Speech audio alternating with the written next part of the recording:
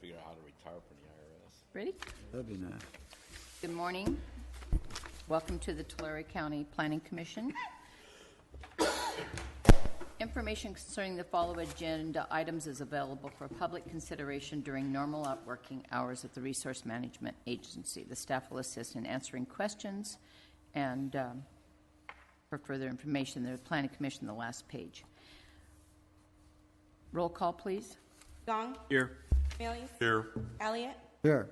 Diaz. Here. Whitlatch. Here. Filiano. Here. And Commissioner Aguilar is absent today, and he did inform us he would be. Thank you. Please join me in the Pledge of Allegiance. I pledge allegiance to the flag of the United States of America and to the republic for which it stands, one nation, under God, indivisible, with liberty and justice for all. You can watch the basketball tonight? Oh, yeah, I suppose so.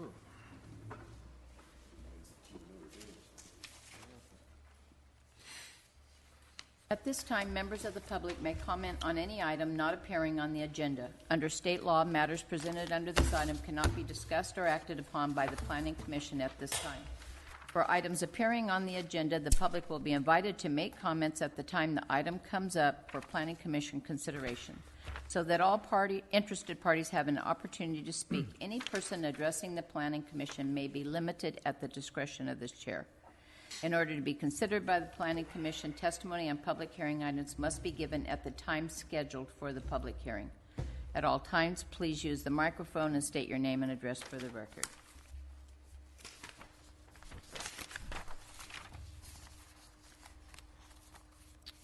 Do we have a motion to approve the minutes of the March 23rd meeting? Make a motion to approve the minutes. Second. Do you have the vote, please? Gong. Yes. Millies. Abstain.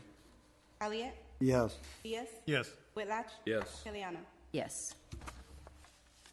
Okay, we have 4A is a special use permit, number PSP 15-054, Greg and Jody Gibson. General rule exemption and special use permit, number PSP 15-054, to allow an equestrian establishment for boarding, clinics, training, and riding, and a business identification sign on a 4.79 acre site in the AE exclusive agriculture 10-acre minimum zone. The site is located on the south side of Avenue 120 between Road 238, which is Orange Belt Drive, and Road 244, south of the city of Porterville. Our contact is Dana Metlin. Good morning. Morning, Chair Patiliano, Commissioners. The project is exempt from SEQA according to the General Rule, Article 5, Section 15061B3, where it can be seen with certainty that there is no possibility that the activity in question may have a significant effect on the environment. The activity is not subject to SEQA. The use of this section is appropriate as this project is compatible with this exemption because the initial study that was prepared for the project demonstrated that there would not be a significant effect on the environment.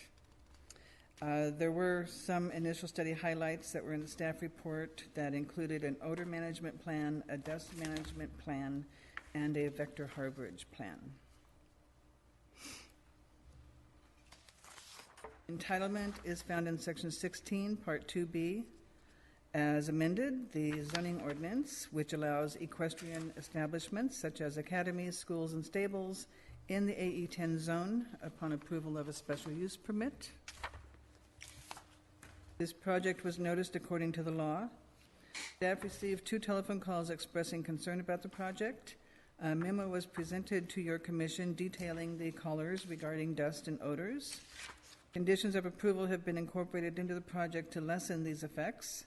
Numbers 16, 18, and 19 pertain to dust on the roadways and vectors and odor management, and a condition of approval will be added to the resolution, and that states the arena and other areas within the project site where horses travel shall be wetted down as often as is necessary to reduce the occurrence of dust prior to and during the horse riding training and exercising activities. and dust shall not become a nuisance factor. And I believe all of that was in the memo that was provided. The project is located in the Rural Valley Lands Plan, land use element of the Tulare County General Plan, and the land use designation is Valley Agriculture.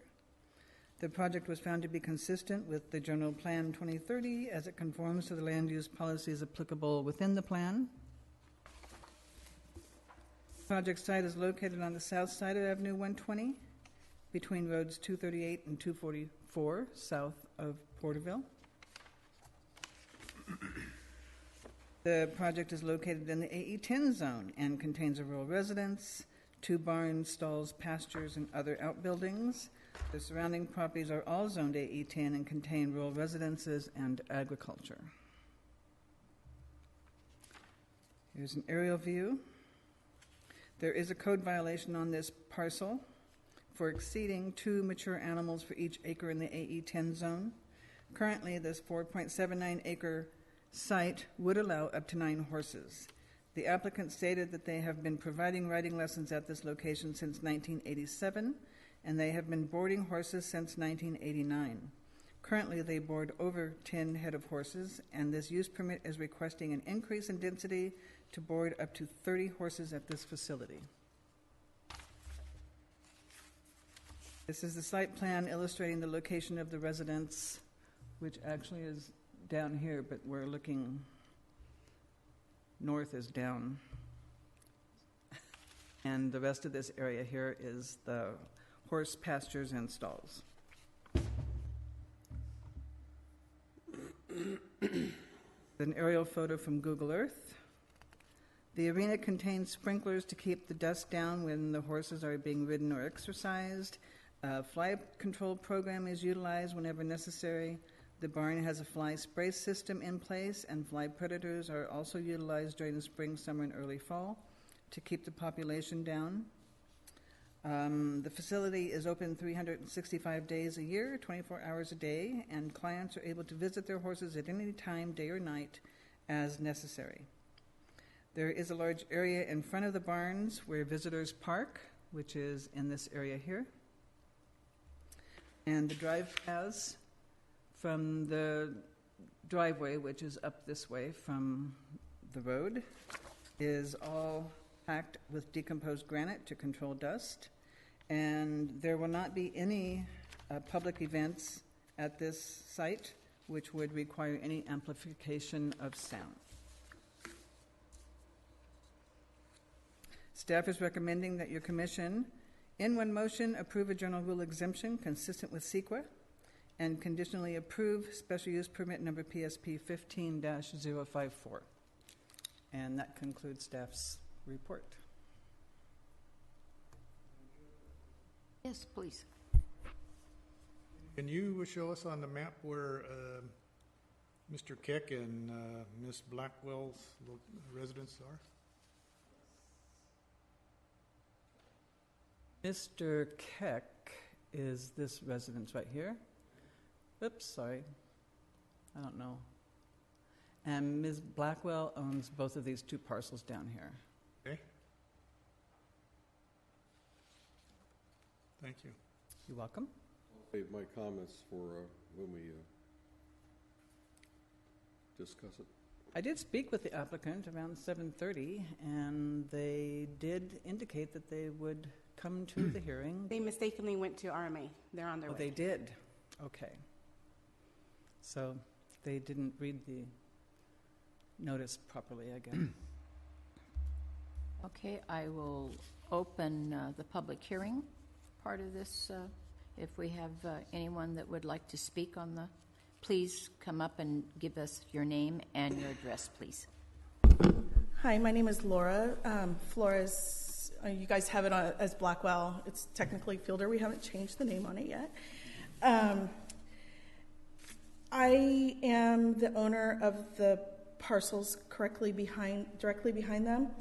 I have a few concerns.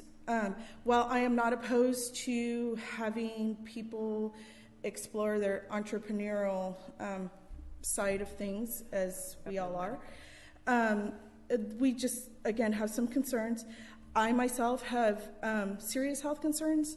I am 5 years out from a cancer diagnosis, but not well. Mrs. Keck has suffered a stroke. My kids, you know, I'm worried about them. I'm also worried about my husband's grandfather who lives on our property, who has lung issues. So these are a few of the points, but I'm going to go in a little bit more detail. They have made a corral that has cut off access to our property. The dust, you know, we would like to suggest maybe a barrier. We'd like to also address some insurance, the amount of horses. I guess kind of why should they change the rules? So does that mean we get to come back and say, since I have 10 acres, have 100 horses?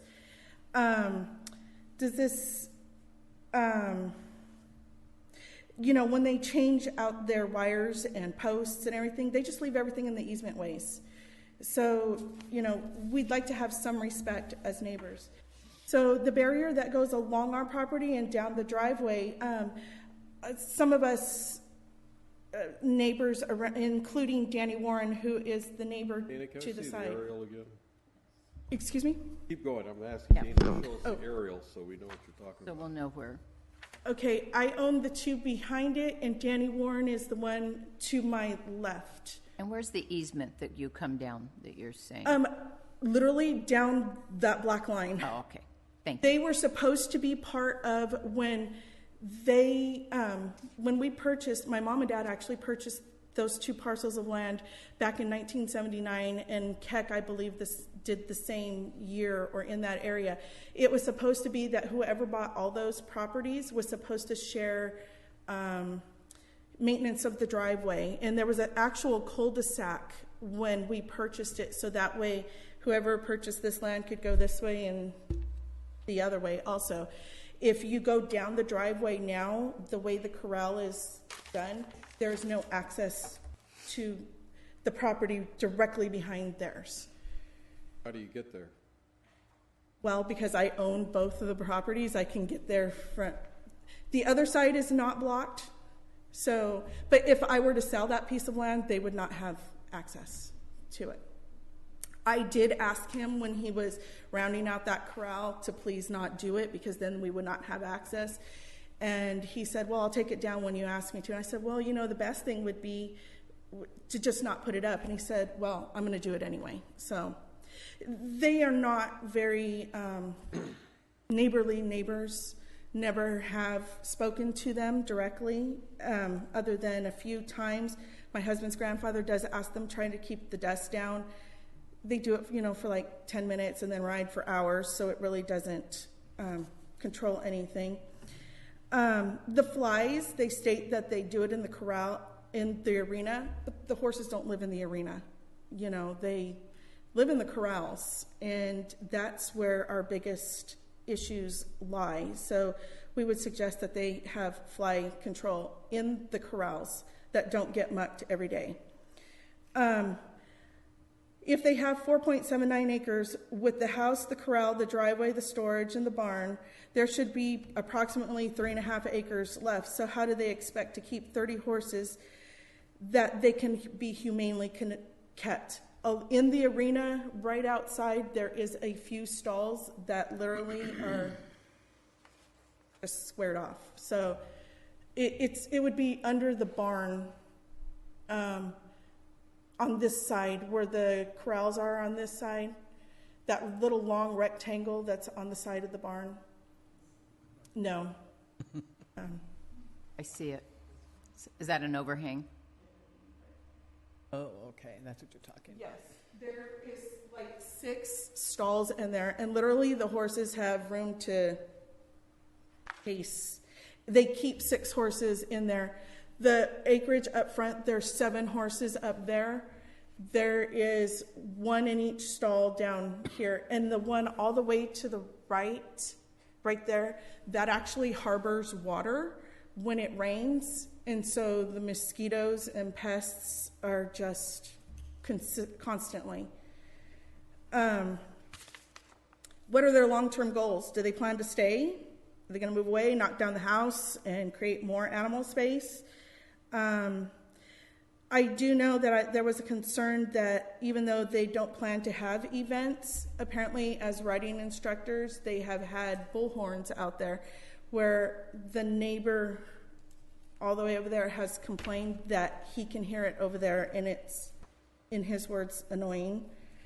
And he requested that if that is what they're going to do, if we could be notified as neighbors, this is what you're going to expect. Is their insurance going to increase? Because if their horses get loose and damages property on our personal property, will they be fixing it? I know the Kecks and them have a much more heated rivalry than we do, although that barn is 50 feet away from a residence, and the dust, like I said, is just horrid. You know, dogs have gotten on their property where they have shot and killed them, and there's just no nice neighborly respect. And the water in the corral does not go, see where that round thing is? There's no water maintenance there. So when they ride in that, they can water all day long under the barn, but there is no water under there. So, and then when the horses down along this side, or when they get spooked or they get excited, there's no watering down there also. So there, it does create dust. It does look packed, but there is dust. And, you know, with all this water shortage, you know, that's going to be a lot of water. You know, we're not out of a drought yet. You know, us as neighbors propose, 15, maximum 20 horses. That would be much more doable than 30. 30 is just, and when they spread the manure, if they not pile it or plow it and not take it to the neighbor adjacent, because that's not getting rid of it. It's just staying there in the area to create more mice and flies and all the other good stuff that comes with that. And odors. The ammonia odor is horrible also. So, and that's kind of what we have. Your name again is Mrs. Flores, is that correct? My maiden name was Flores, and so when we initially got married, my husband's last name was Blackwell, and then we did a whole family name change to correct to his biological I father's just want to name. make sure I call you the right name. It's Mrs. Fielder, Blackwell. actually. What now? It's Fielder. Fielder, okay. Yeah, Mrs. Fielder. Fielder, okay, thank you. Yeah, so just a weird thing, but I mean, and like I said, we're not against the fact that we would like to support their entrepreneurship, but with respect to the rest of us. So. Thank you very much. I'm assuming this must be, I do believe that the property owners have arrived. yes. We've opened public hearing, and would you like to speak, either one of you?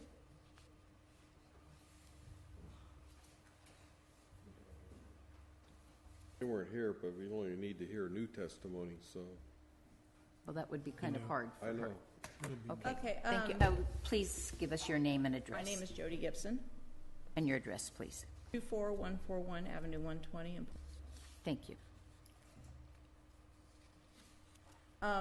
She had mentioned that concerning the end, down at the end of the arena, where you could see what a circle, we actually do have a sprinkler system in this time. There is when we are on residence, we do run the sprinklers to keep the dust down. I'm going to send out a notice as a reminder to all of the people who do ride out there that they do have to run the sprinklers. There's a chance when we're not there that possibly somebody hasn't been running them. So we'll do that, plus as well notify on the fences that they have to be done. As far as the manure, our neighbor had asked because he wanted to use it as fertilizer over on his property because he was going to grow again. So he wanted to work it in, and he just quite hasn't done it yet. But We are running the fly parasites, which get in and break down the fly larvae to kill the flies before they're born. We are keeping the areas clean. As far as the horses moving around, they don't run that often. Yes, they do once in a while. As to dust, it's the same dust that could have been raised while somebody's tractoring on another property, or they're running, they do fertilizer across the street. The odor isn't, I don't believe the odor is an issue. We do keep all of the contained areas, such as the stalls, are cleaned out on a regular basis, daily basis, to keep that worked up, as well as we use a stall freshener to keep any odor within the barn area down. Questions? Thank you very much.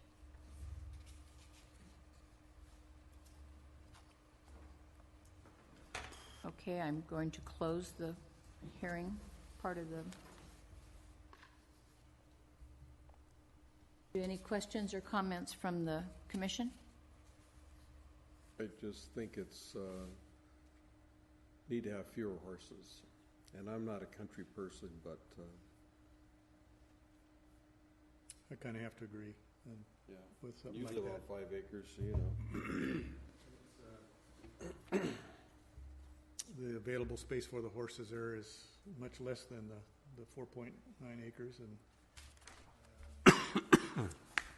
it's at 30 horses, it's just too intensively populated for odor, waste management, and dust. I think that's just going to be too. Because, am I wrong, by looking at my figures, it should maybe be about 9 horses for that acreage? That seems like a big jump from 9 to 30. 9 houses. The standard, that's the by right level of the 2 per acre. So that you're correct in that. Anything higher than that requires the use permit, which is why we're here. You look at a feedlot or something like that, where you get all the whenever there's a concentrated above the 2 per acre, whenever it's concentrated more than that, that requires the use permit, which has additional conditions of approval for maintaining and operating in a proper way. So that's why we're here in the first place, is because of that. Mrs. Fielder did say that she would be satisfied with a 20-horse maximum, and I did just speak with Mr. and Mrs. Gibson, and they were agreeable to that, 20 horses. I would feel a lot more comfortable with 20. 30 horses is a lot. and I don't live in the country. I'm up to you guys live in the country, but how do you feel? I'm much more comfortable at 20. It's still very densely, but what bothers me is the amount of dust and the proximity of the neighboring. It looks like the Keck's house was 50 feet away from the barn. Those barns do accumulate a lot of ammonia because ammonia just raises up and it kind of just settles in there. And then if you get, anytime there's a little breeze or something like that, then concentrated amounts of ammonia can come out of those things, because I've been involved in that. But it is, I mean, this is their business, and I think we're trying to get them into compliance. I would be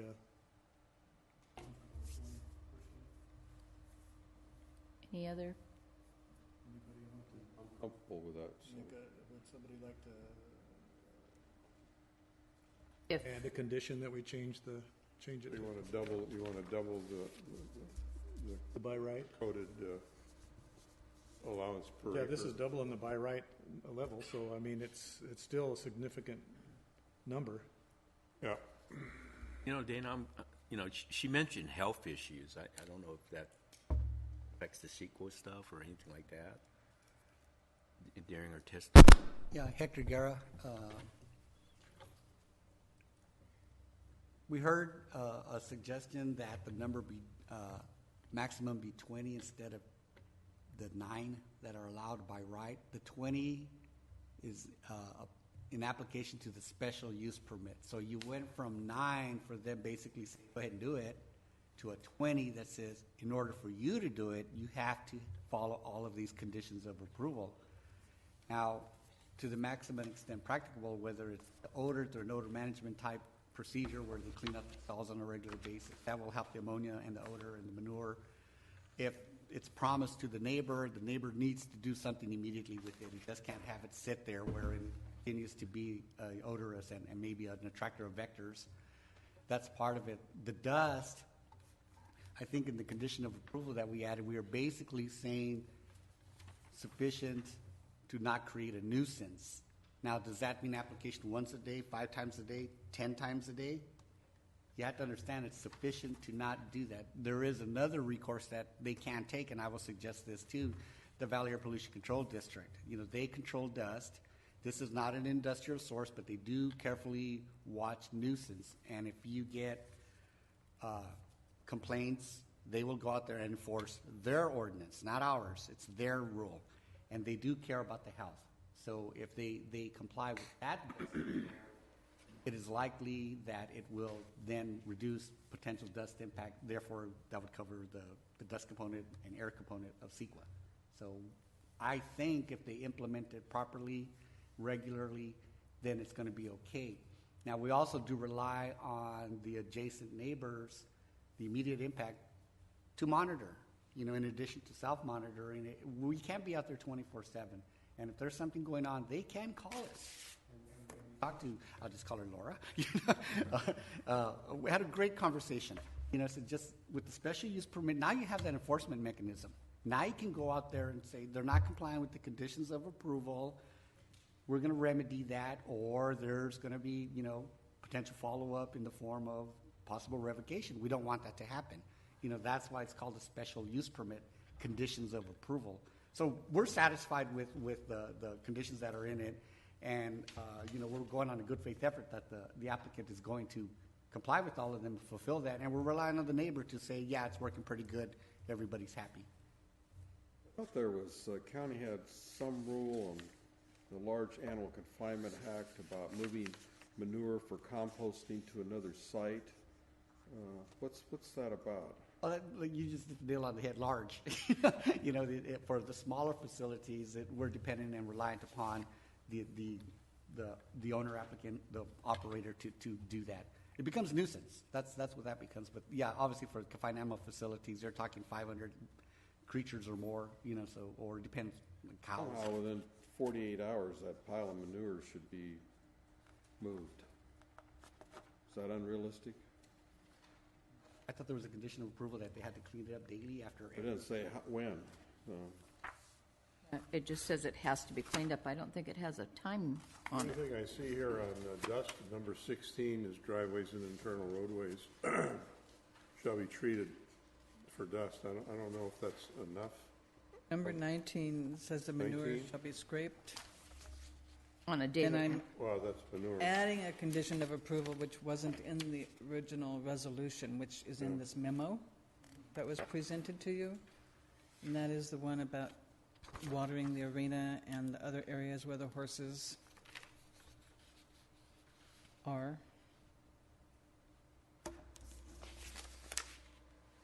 And I'm just going to throw this in on the vector harborage.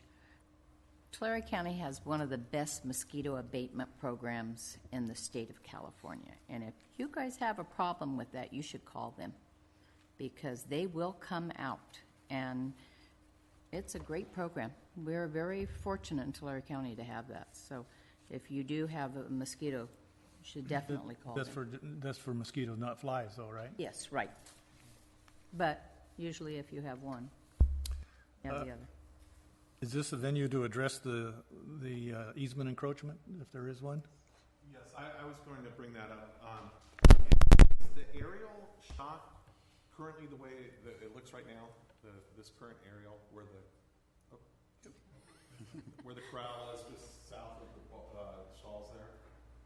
Yes, that's correct. Okay, so the question was that, and this is before you arrived, there was apparently, and I don't have that information in front of me now, but at some point there was a parcel map dividing, creating the parcels originally, that there was an easement with a cul-de-sac.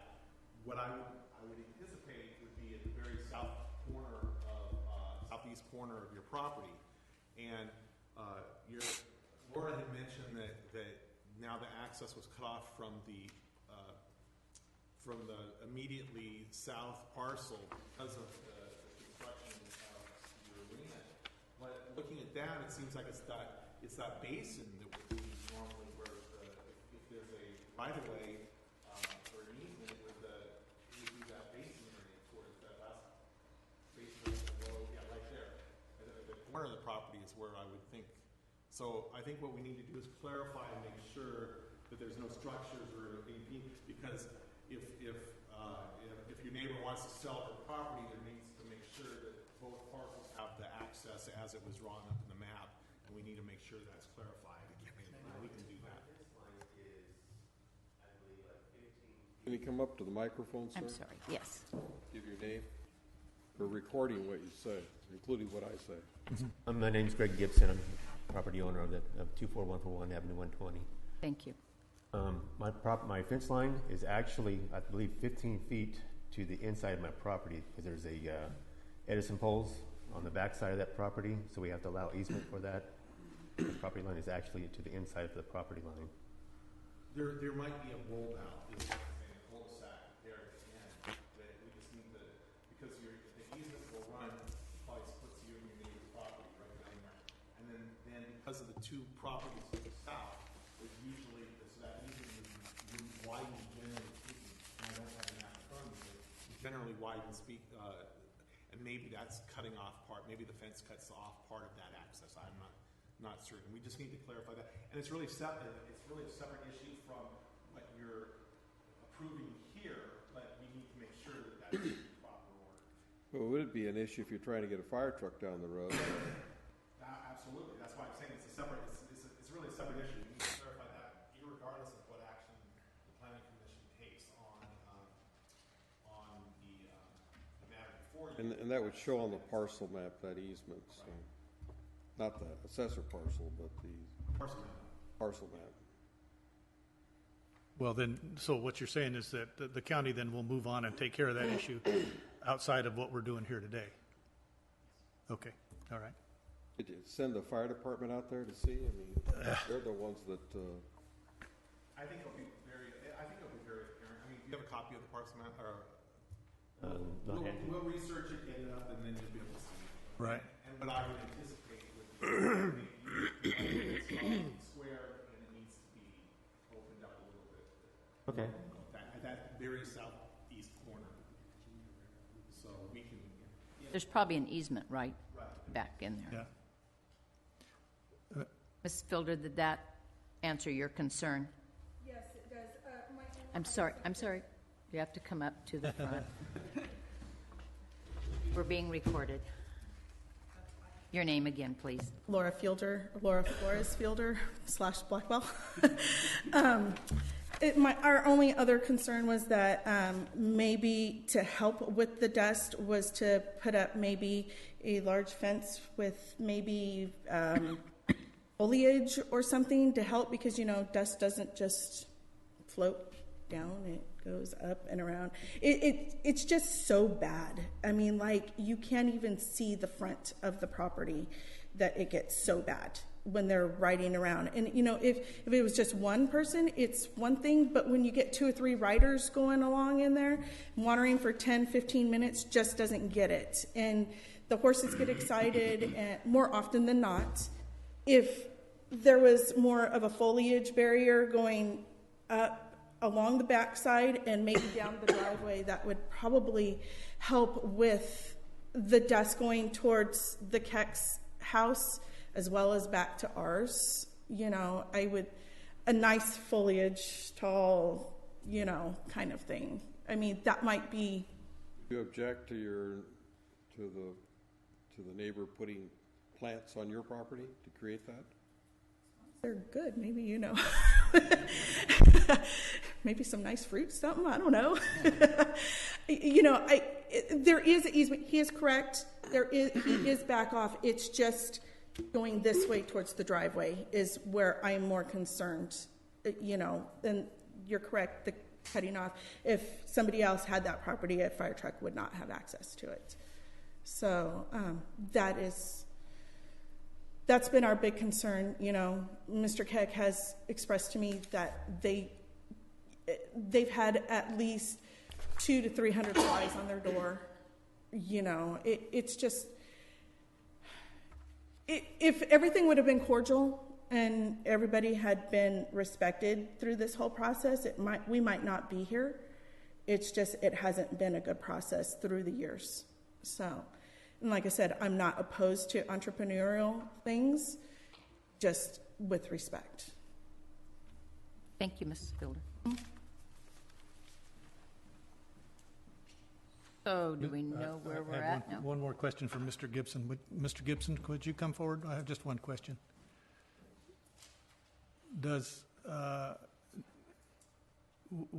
don't know that they have your phone number. Do the neighbors have your phone number that they can contact you if there's issues that come up? And are you open to, since I think you need to be, because the conditions indicate that it will not become a nuisance. And if it's a nuisance, do they have the capability of calling you and asking you to either water or tone it down or move it or do something? That's never been a problem.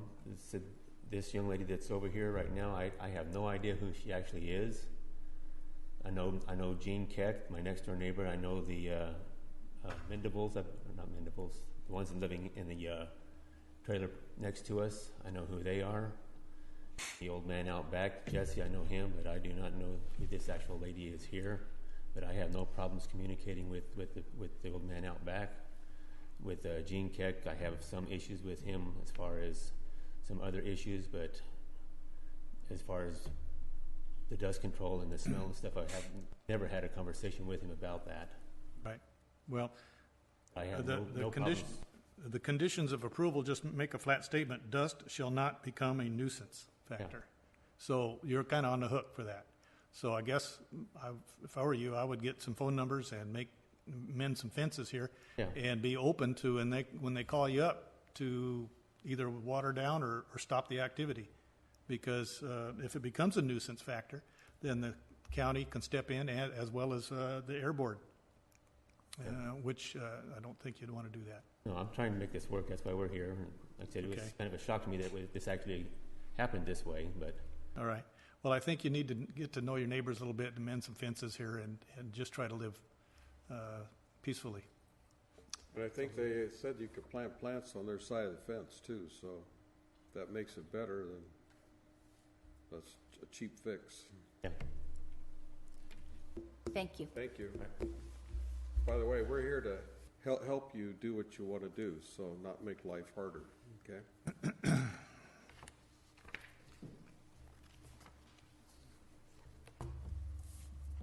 Is everybody satisfied with the conditions except the number of horses? Does this cover everything? Ed, you think?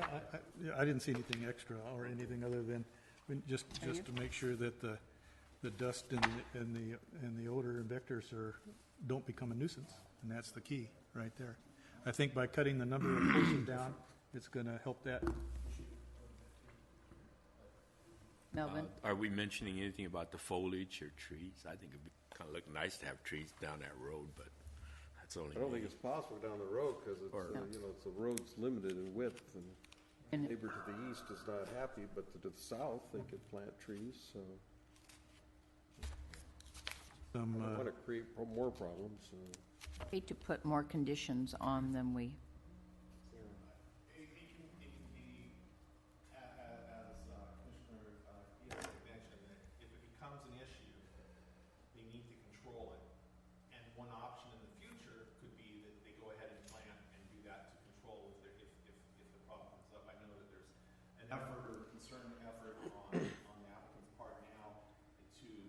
emphasize to those people that are using the corral to ride to make sure they water and all that. And if that fails, if the conditions warrant, then that's something that could be further, not necessarily directed in the condition of approval, but that's an alternative to be able to mitigate if dust continues to be an issue.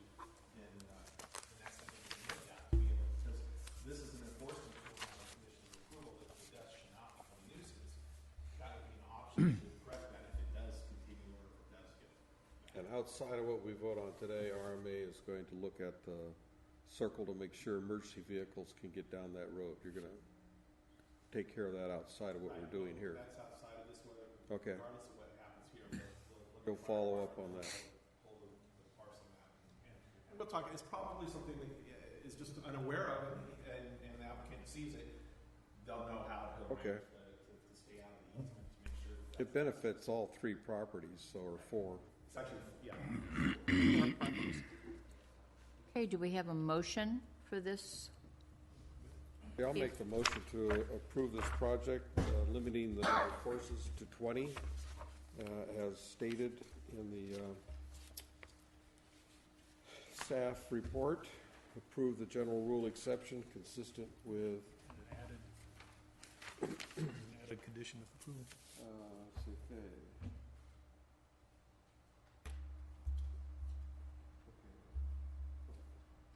Approve the general rule exemption consistent with CEQA guidelines and code regulations pertaining to general rule CEQA applied to the projects which have potential for causing significant effects on the environment, and conditionally approve special use permit PSP 15-054 with the following condition added: the arenas, the other areas within the project site where horses travel shall be wetted down as often as is necessary to inhibit the occurrence of dust prior to and during horse riding, training, exercising activities.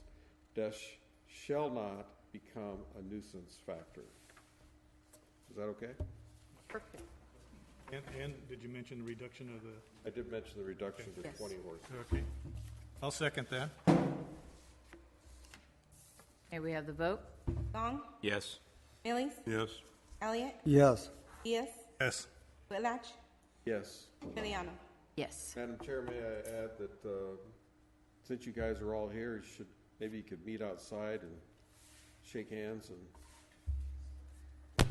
Nate Nice, you sound like a kindergarten teacher. Thank you very much for your comment. Thank you. Motion has been approved. Thank you. Okay, we're going to move on to 4B, special use permit number PSP 15-055, Joseph Menezes, Forrester Weber and Associates. This is a general rule exemption and special use permit number PSP 15-055 to allow the division of land resulting in a parcel containing less than 40 acres for the purpose of establishing a new agricultural-related industry and provide entitlement for an agricultural service establishment on a 4.88 acre site in the AE 40 zone. The site is located on the northwest corner of Avenue 232 and Road 76, west of the city of Tulare. And Dana Metlin again. Thank you.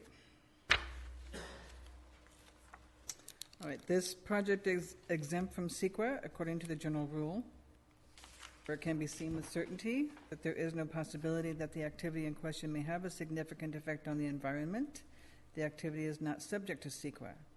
The use of this section is applicable because the initial study that was prepared for the project demonstrated that there would not be a significant effect on the environment.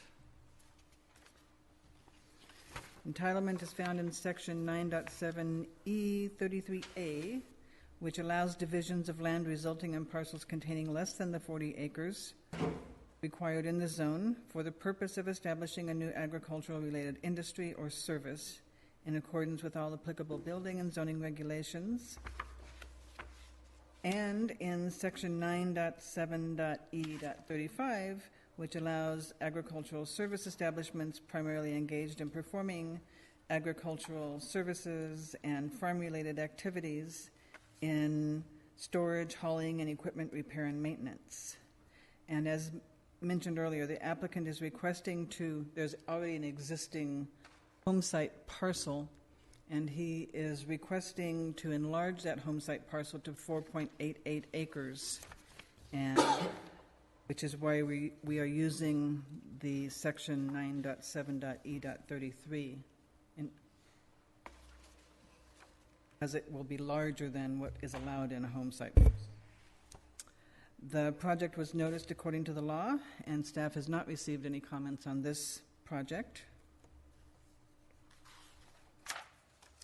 Project is located in the Rural Valley Lands Plan. Where am I? That was right. And the land use designation is Valley Agriculture. And the project is consistent with the General Plan 2030 as it conforms to the land use policies applicable to this project. The site is located on the northwest corner of Avenue 232 and Road 76, west of the city of Tulare.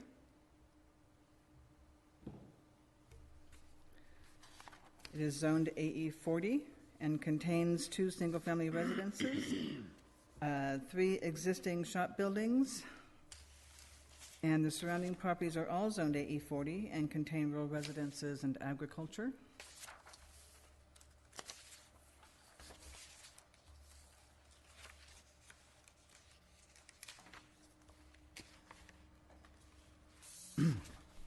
If this project is approved, lot line adjustment number PLA 15-039 will increase the size of the home site parcel to 4.88 acres in order to establish an agricultural service establishment on a parcel that is smaller than is normally allowed in the AE 40 zone.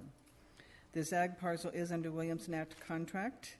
A non-renewal will be required to be submitted for the 1.74 acres that will be incorporated into parcel 2. Site plan illustrating the layout of the property. As mentioned, 2 residences, 2 driveways from Road 76, and associated structures. There are 3 proposed buildings that are also on the site plan for future expansion. And this is the existing lot line. And, the lot line adjustment will incorporate this additional area into this parcel.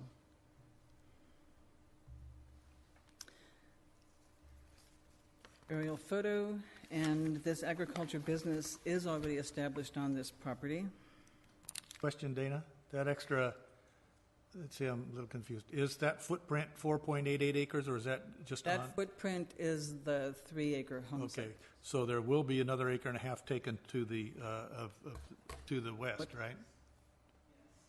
Okay. Over here. Yeah, okay, I got you. And out. I just didn't know if the, understand now. Dana, we do this on dairies. We have always seemed like an odd formula for making these, and I'm not necessarily against this. I've always been confused by that, but you know what I'm talking about? There was like a percentage, it's like, ends up to being quite 3 acres, or, anyway, I think I never liked it, but what am I talking about? I think the ordinance right now allows a home site parcel up to 4 acres if there's a pattern of usage within that 4 acres. And utilizing a different section of the ordinance, because this is an agricultural service establishment, they are allowed to have the parcel smaller than 40 acres and larger than the average home site parcel for the business.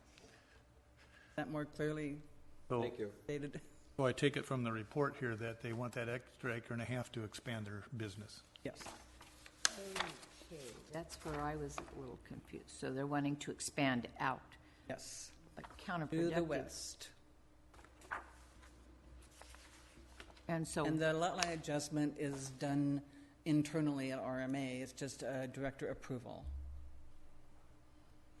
do And you it have a goes to the plan assessor and- of what's expanding out there?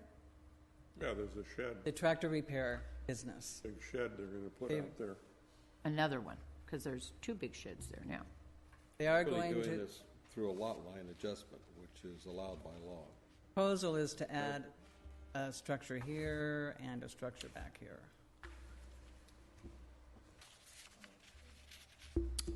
Same owner on the 2 parcels? Pardon The me? same owner on each parcel? There's a 3.8 acre parcel now. Is that the same owner as the people that own the 160 there? No, they're 2 different owners. Okay. But it's still a lot line adjustment, it's just the zoning issues. To the chair, just to try to bring some clarity to it. The zoning ordinance allows a home site parcel up to a maximum of 4 acres. Okay? This is considered, currently this is a home site parcel that became with the business on it. The zoning ordinance allows, so this will be larger than the 4-acre maximum size for a home site parcel. However, in the regular zoning ordinance for ag zoning, you can have a parcel and there's no requirement on size as far as maximum or minimum on an agricultural business. We've done this in the past. We did one for the dairy experts down there in Tipton.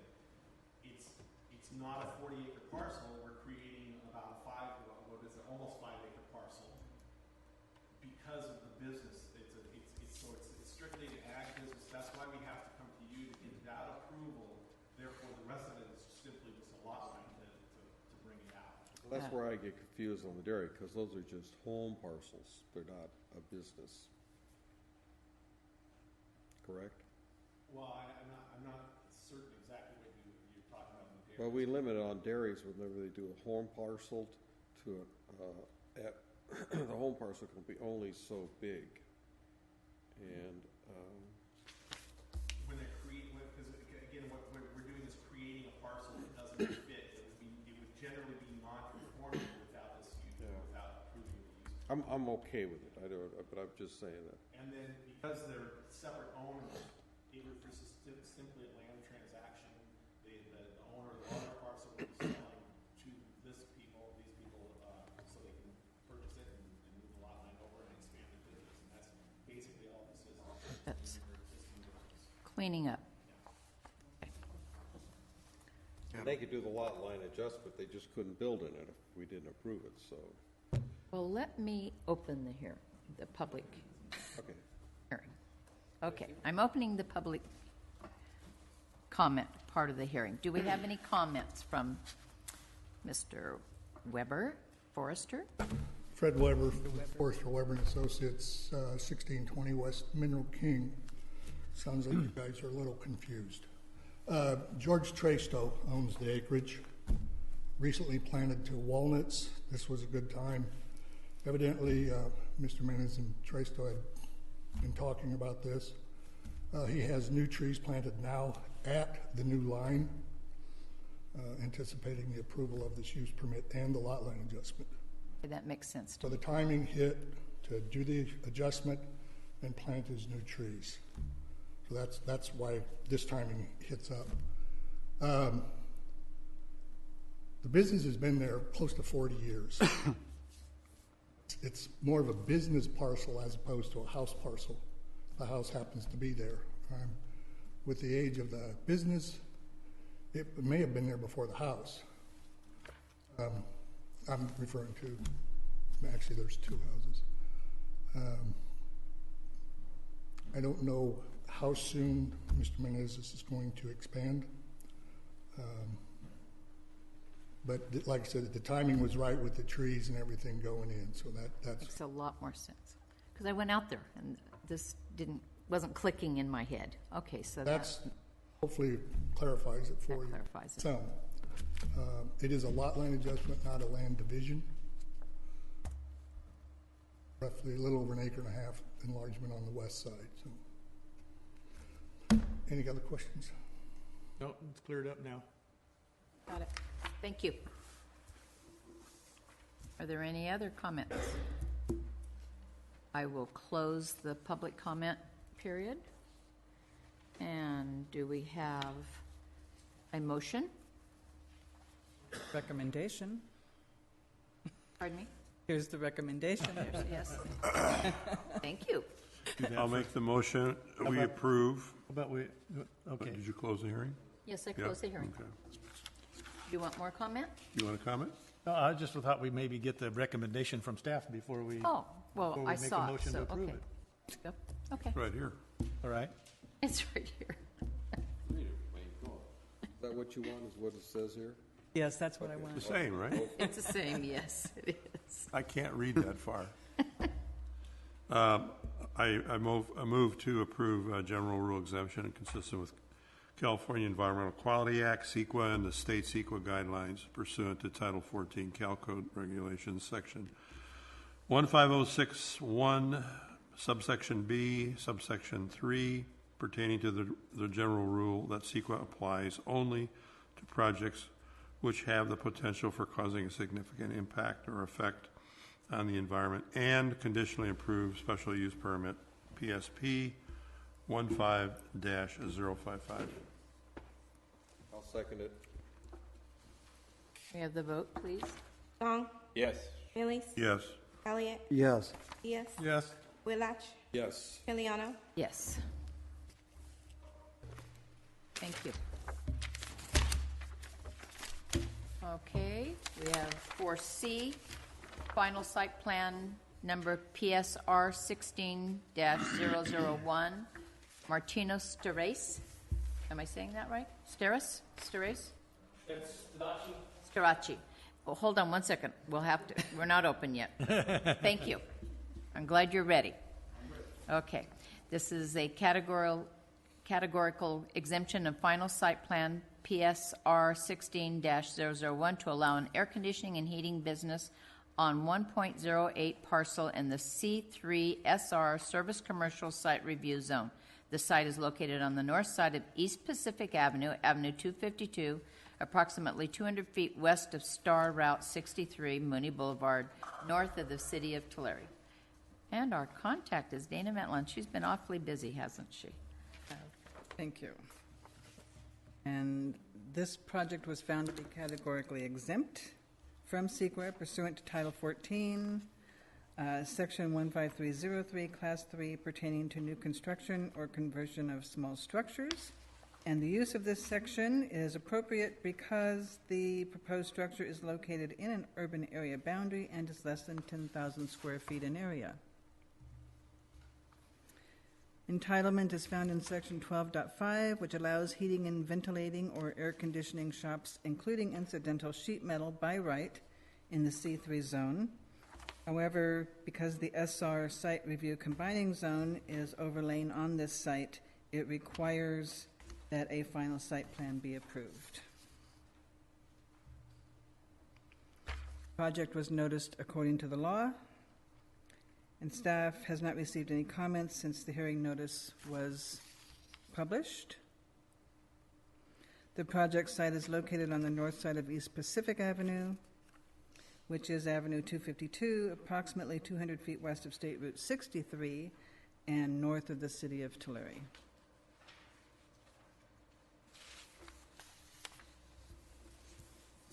This site is located within the urban area boundary for the city of Tulare and adjacent to the urban development boundary.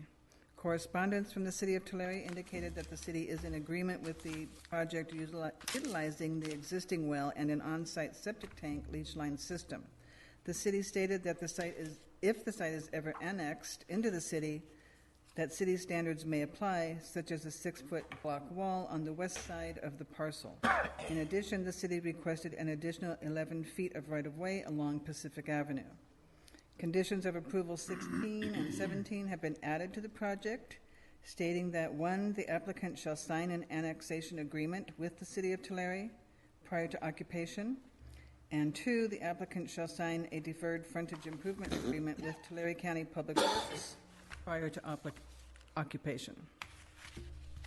The project was found to be consistent with these relevant Tulare County General Plan policies. The project is located in the C3 SR zone, which is a service commercial site review zone, and is currently vacant. The parcels to the east, north, and west are all zoned C3 SR and contain a church to the east, a party rental store to the north, and rural residences to the west.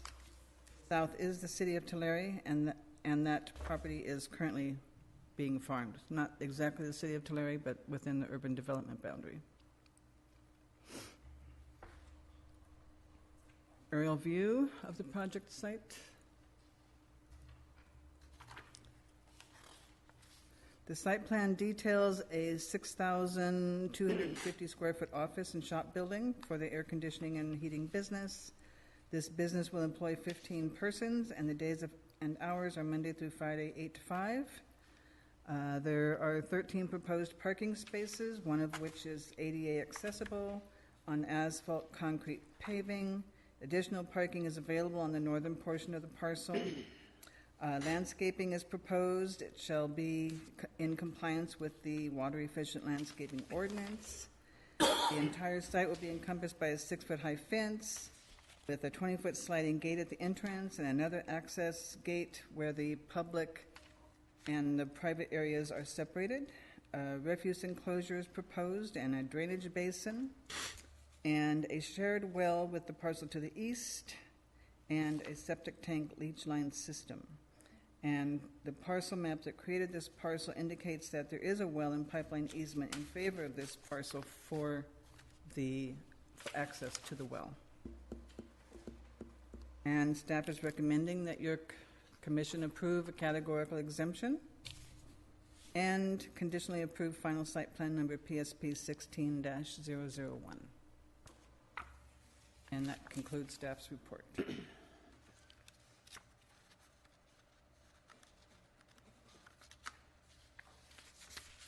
Okay. Does the commission have anything they want to say before I open this? Any conditions that, since this is in the UDB, is that correct? Tulare UDB? In the Across the street. UAB.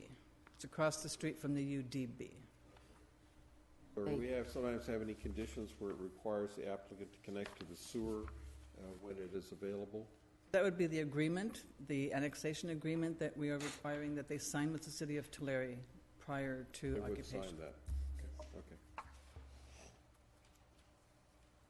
Okay, if there's no other questions, I'm going to open public comment on this. Mr. Starachi, would you like to come up and comment on your project? Please, your name and address. Martino Stadachi, 1014 East Walnut, Tulare, California. So, not sure what I'm calling on other than, trying to get approval to build a new shop for my business. And we're local business in Tulare. We're currently in Tulare right now and just moving to the middle of Tulare. And it's a good location for us in between Tulare and Visalia. And basically all we do is just do some small fabrication and run an air conditioning business. Most of the time there's not really anyone there in the shop. It's mostly just the office staff. So other than that, that's the activity that's there. And as far as the sewer went, I even talked to City of Tulare and I agreed with them and asked what they needed me to do for future when it does get annexed. So they kind of instructed me, and so I have down what I need to do, and that's just put a T on the outside. So when I am annexed, he said it could be 30 years. I can cut the pipe going back to the leach line and go forward. So I got that all respectively with them. What's the name of your air conditioning business?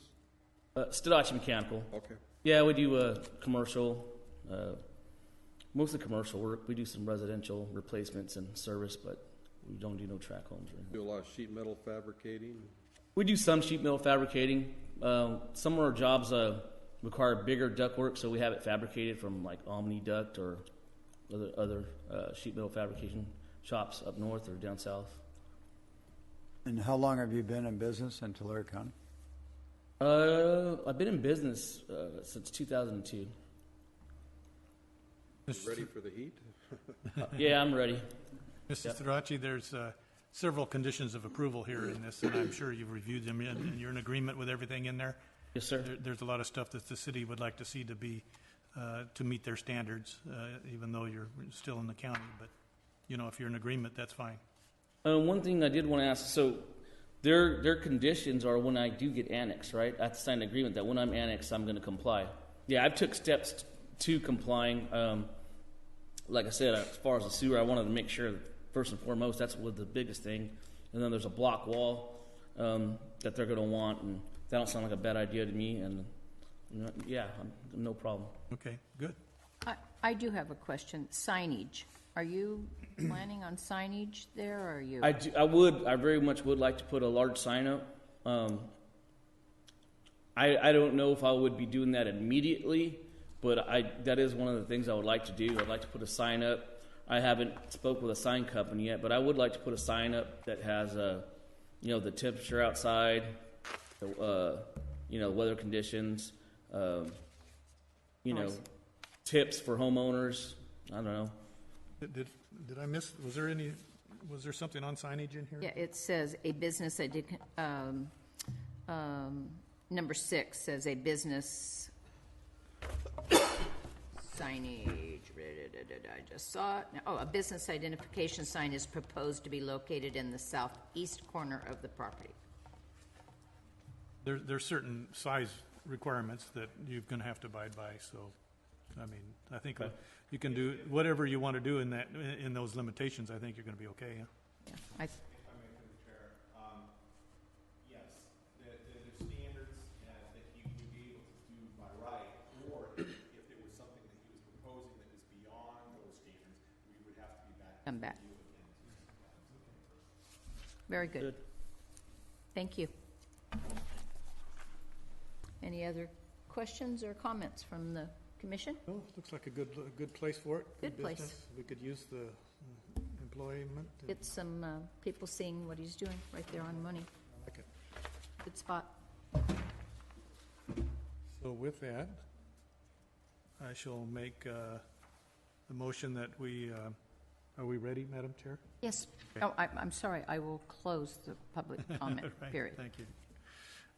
Approve a categorical exemption consistent with CEQA and pertaining to the new construction and conversion of small structures, and conditionally approve final site plan PSR 16-001.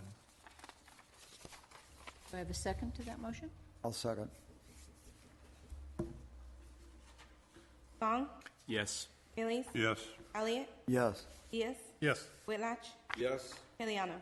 Yes. Motion approved. Thank you. Okay, we have number 5 is a continued matter. We have a final site plan, number PSR 14-005, Richard Best Transfer Incorporated, Wyatt Best. This is a final site plan, number PSR 14-005, to allow the improvements of an existing freight forwarding terminal and a master site plan for the 6-parcel, 110-acre Port of Ivory Industrial Park located in the M2 SR zone. The site is located south of Avenue 430 between Road 68 and Road 72 near Dinuba. This has been continued from September 23rd, 2015, October 14th, 2015, and November 18th, 2015, January 27th, 2016, February 24th, 2016. You didn't want that in the record, did you? Yes. I'd just like to thank the applicant for Richard Best Transfer, as well as I think the Citizens for Responsible Planning are continuing negotiations regarding the settlement in this matter, and they, as such, they both have requested that we continue the matter for 1 month. I believe that 1 month from now, which would be date certain on May 11th, it seems like a significant progress is being made, and I think that by that time there will be some resolution, and staff will be preparing and trying to organize, because there's a lot of backup documentation. There's, I believe, close to 100 attachments. There's 100 comment, well, not 100 comment letters, but there's 100 responsive comments.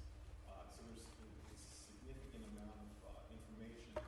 We're going to try to format it in a usable, friendly way that before you make decisions, you can be able to access it easily. So we anticipate getting that information to you earlier than normal before a meeting, and then I would actually like to ask if you'd like that in hard copy as opposed to just electronic.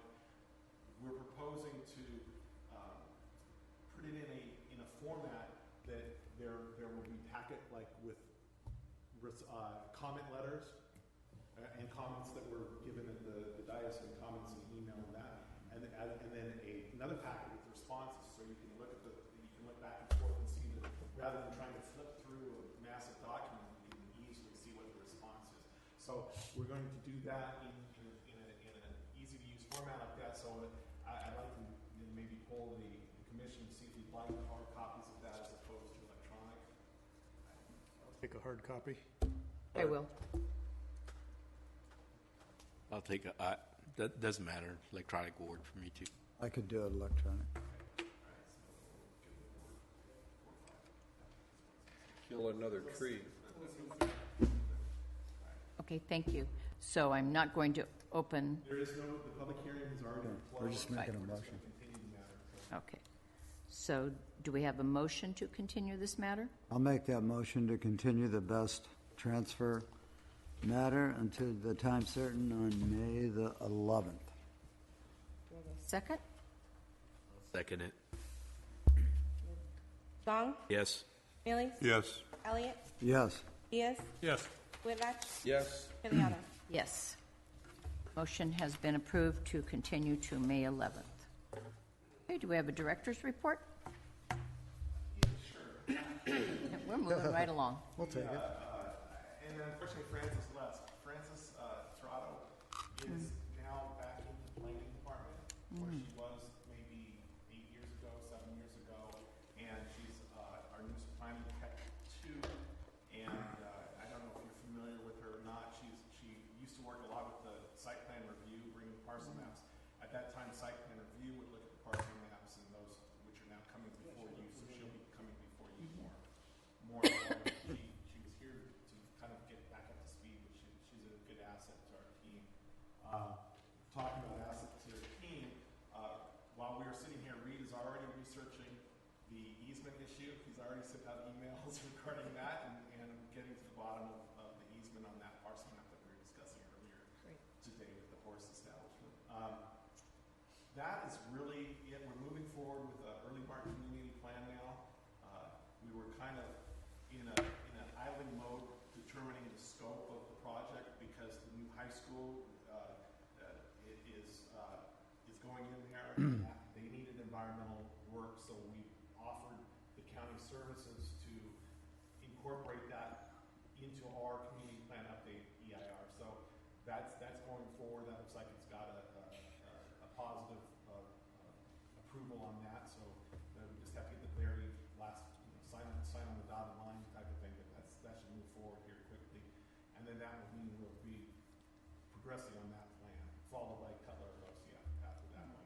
And Three Rivers again is going on. They held a meeting Monday. Night, and that was going to be the last meeting until they get the draft document out for review. So, How's Goshen coming?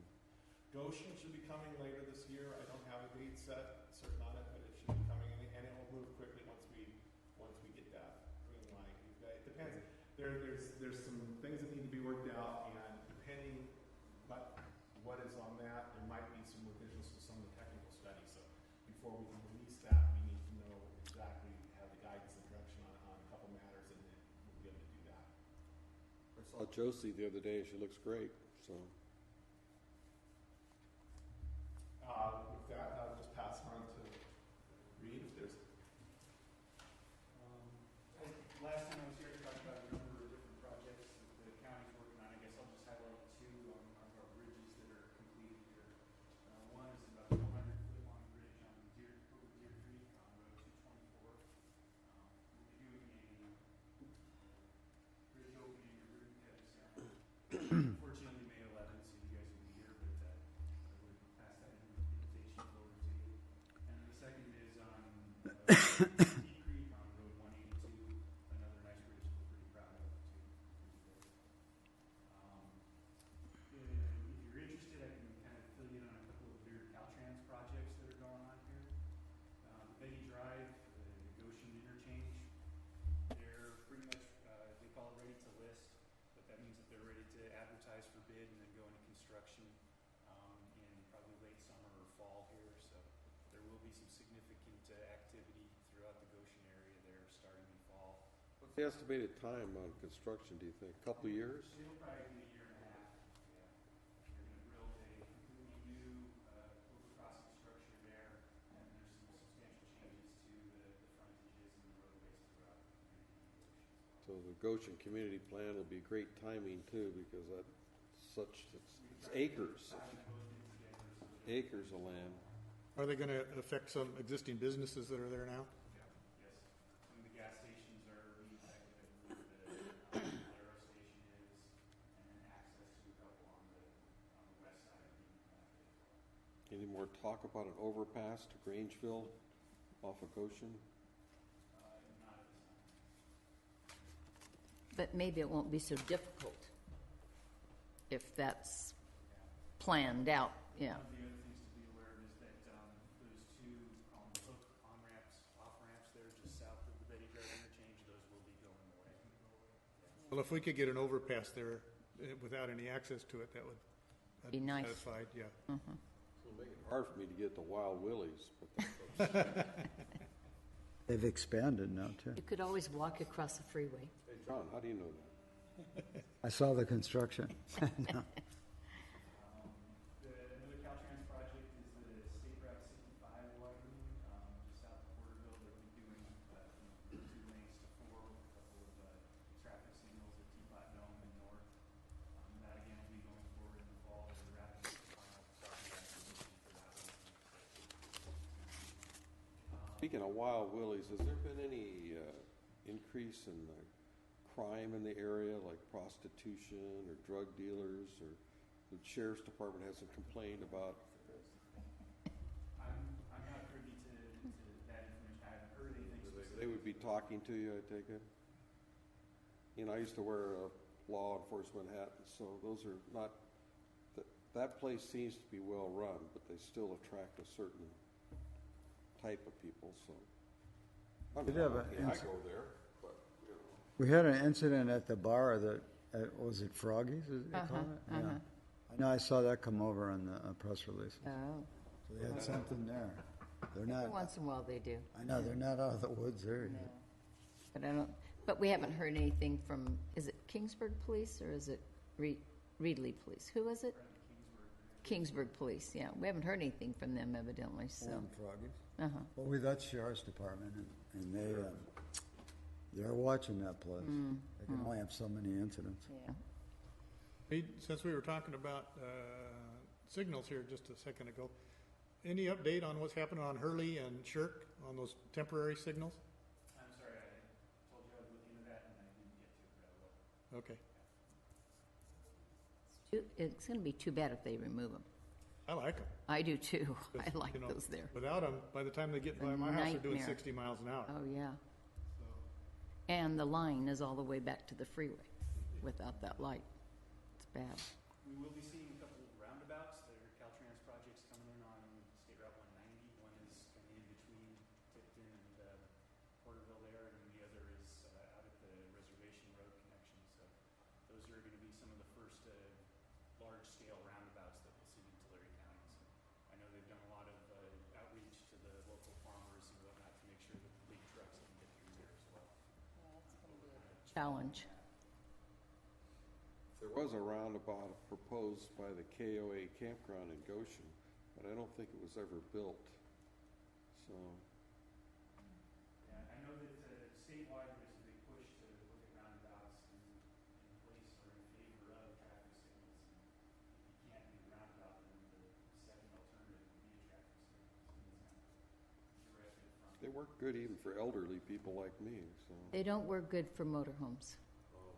Well, good place to look at them if you want to see how they look at different stages of their development.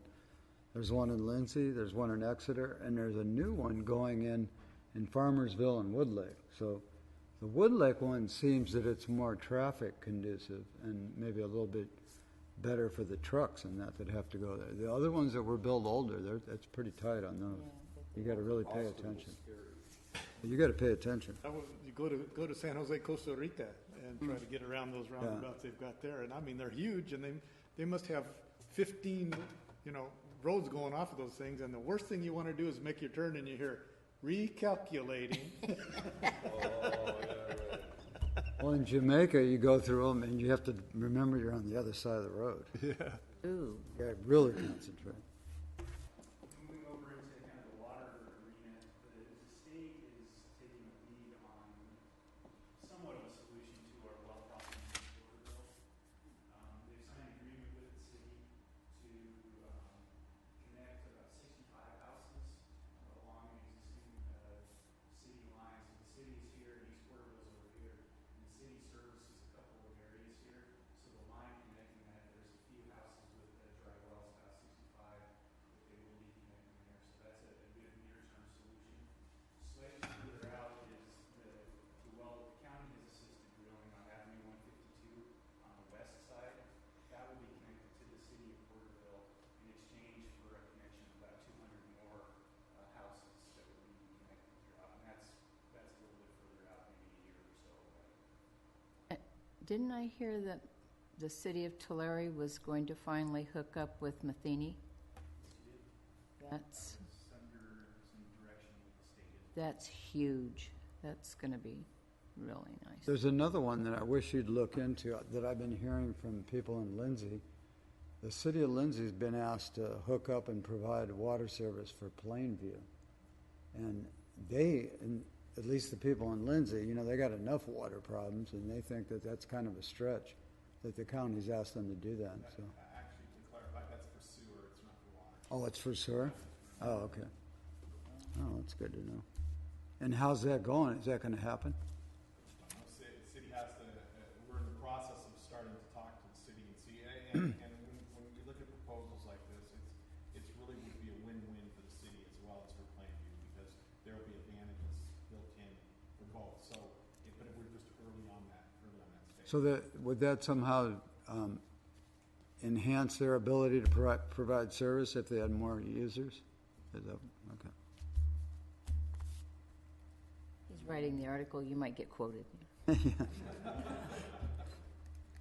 I've quoted him before. And then, I know I'm somewhat interested in following the high-speed rail project. They are proceeding with some of the property acquisition and the design for its impacts along throughout the county that are on the west side. They're building a few overpasses and some frontage roads to mitigate for the impacts that the high-speed rail would be doing. And they've been working with our offices on that to move forward there. So they have a design build contract, and they're anxious and they're moving forward, but it is a big team and it's a big beast to move, so it takes some pretty good time. Those overpasses they're building are huge, you know, it's gonna take a lot of land out of agricultural production. So, interesting, but I'm surprised the Farm Bureau hasn't said something about that, but. Well, they did early on. Well, are they mostly along the right of way of the highway? No. Every road they go across, there could be an overpass, everyone, there's hundreds of them, so. So you have to if you're gonna be high speed. Yeah, it's not so much, it's how much land, because it has to be, so, because of the speed, the span, there you go, of the overpasses has to be larger than like a overpass. Up to Goshen, if you want to get an idea of the size of an overpass, that's going to be pretty close to Betty Drive overpass. Oh, that same size, huh? Yeah, that's, I mean, because you got to get the distance from one end to the other, and it has to be a certain amount of grade, and you got big trucks going underneath. Out there, it's big trains. But still. Right. Thank you. One of the issues on that, and they probably got it resolved, but the story was that they weren't not going to allow pipelines underneath the easement for the high-speed rail. So that meant that people that had wells and property on the other side were going to have to either drill new wells or somehow access water somewhere else. That was one of the concessions. Is that right? Don't quote me on that, but I think that's what they were that was one of the talking pieces. That's a huge issue. It is huge. We don't need to be drilling any more wells Right. around here. Especially over there. Yeah, out there. That is somewhat consistent with Caltrans policy. They don't really like a lot of utilities crossing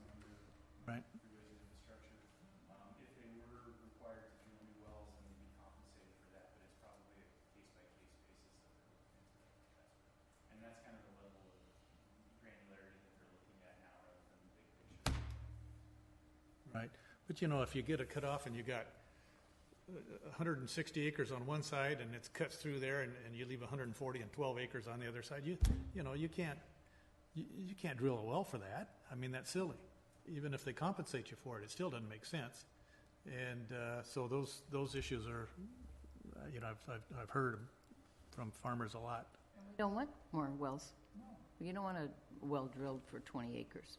The Caltrans did it along 99, however many years ago they built Highway 99, so they've done it. It's always odd when they sell a piece of commercial property on the east side of 99, and there's a well here that services something on the west side. Have you seen that? Oh, yeah, but what I'm saying is they won't let you take the water across their easement. There are some. Oh, Okay. Oh, it happens, across 99? Yeah. Oh, yeah, they did that all the time. Yeah, we have one. That wasn't an issue, they allowed it at the time. Mhm. Okay, anything else? I'll just touch on a couple things while Rita's going over that. McDonald's will be opening in early March, very soon. So I'll get that information. While I was back in Colorado 2 weeks ago, I was talking to a developer, and they're looking at, the sign, the freeway sign should be getting done within the next few days, completed.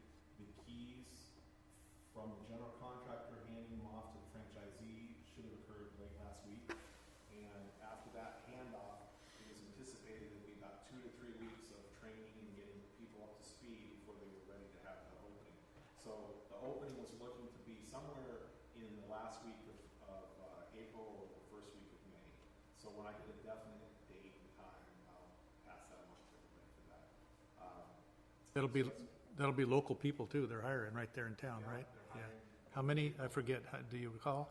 You know, ultimately, when I was talking to the owner who owns a number of McDonald's throughout this area, he said ultimately there will be close to 50 people that will be working for that business. That's huge. Surprising. It That's is huge in a huge. little town like that, really, Mark. Especially with the minimum wage going up. Yeah. Which wasn't very long ago, it was just a few months ago. I took our administrative aide, Kat, and while we drive down, she goes, well, you know, I worked for this guy, you know, that's how she started her career. So I said, you know what, that's a good story to tell. So I had her speak at the thing saying, you know, this was my story, it's a stepping stone for a first job or a first thing that. Whatever, yeah. Besides paper, huh? And so anyway, that's coming. There's also the Fruit Patch packing house up near Dinuba on I think it's 48 or 52, road 48 or 52, I can't recall which. They're coming in with large scale plans to expand the facility, and that closed. If you recall, that closed down about a year ago. It was a investor held thing out of New York, you know, Wall Street investors that purchased it. They closed it down. A local investor group was formed and purchased it, and now they're going to almost double their size of their operations there. So that's good. Seeing a lot of that the last year and a half or so. Sundale Vineyards, big expansion. This one, a big expansion. Treehouse Almonds, a big facility expansion there that was just for some warehousing. We're now, rather than sending their stuff down to Roscoe in a warehouse down there and then trucking it back up to Early Mark to be processed, they're able to just bring it and store it at Early Mark and then process it. So they're eliminating a lot of truck traffic based on that. Good. So you're seeing a lot of fairly significant expansion projects going on. Along that same line, there's some really exciting news coming out of Exeter in one of their abandoned packing house. Food Link of Tulare County has partnered with Cliff Bar, and Cliff Bar is coming in there and going to renovate huge old packing house that's sitting abandoned. They're going to have a receiving and shipping headquarters there for most of the county along the foothill region. And also, they're developing a community garden there so that people can get fresh food, the Food Link. So it's really exciting, and Food Link and Food Link, but Cliff Bar and their partners are pumping huge amounts of money into this renovation, and it's all beginning in about a week. So we're really excited about that in District 1.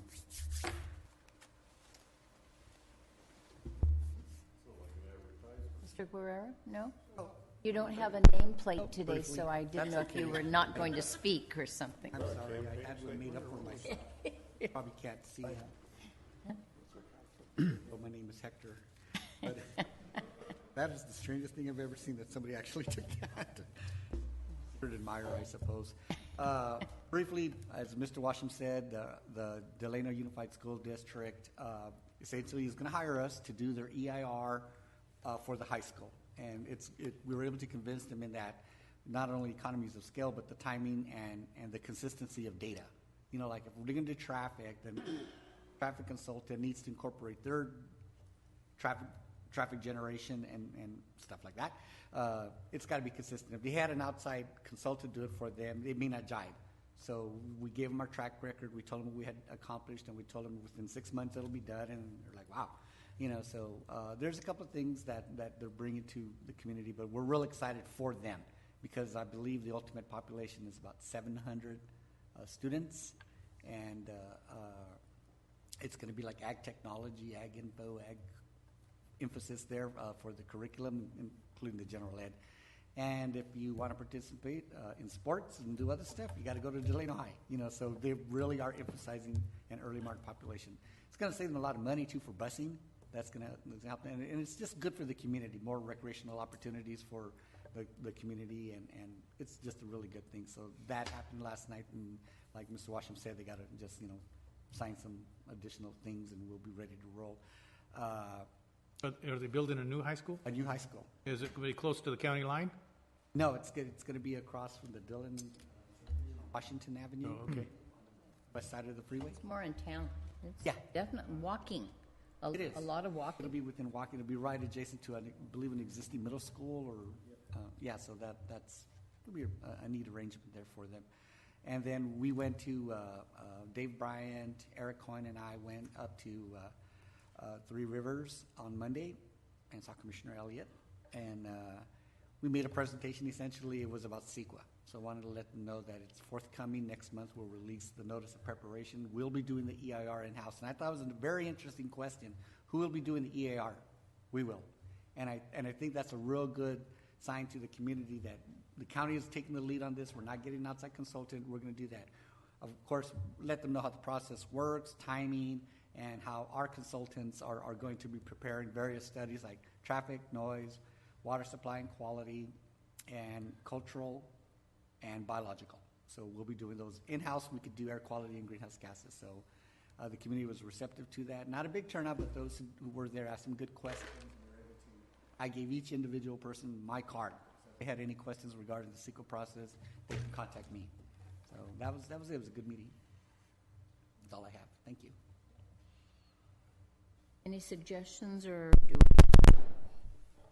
done an outstanding job. Oh, thank you, sir.